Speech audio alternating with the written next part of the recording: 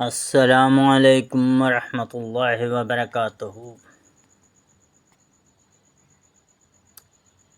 اعوذ باللہ من الشیطان الرجیم، بسم اللہ الرحمن الرحیم۔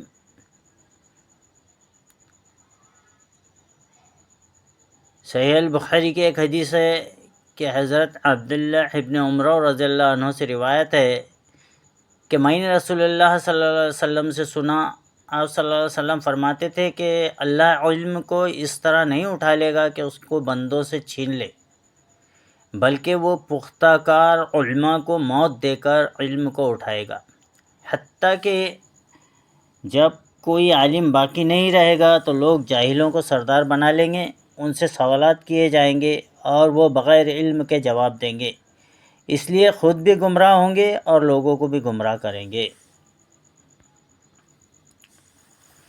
سورہ رحمان میں اللہ تعالیٰ نے اپنے بندوں پر 3 عنایات کا ذکر کیا ہے۔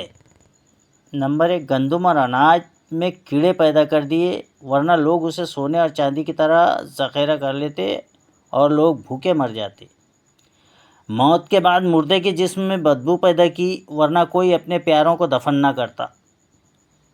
مصیبت اور دکھ کے بعد صبر و سکون دیا، ورنہ زندگی کبھی خوشگوار نہ ہوتی۔ تو تم اپنے رب کی کون کون سی نعمتوں کو جھٹلاؤ گے؟ اللہ اکبر۔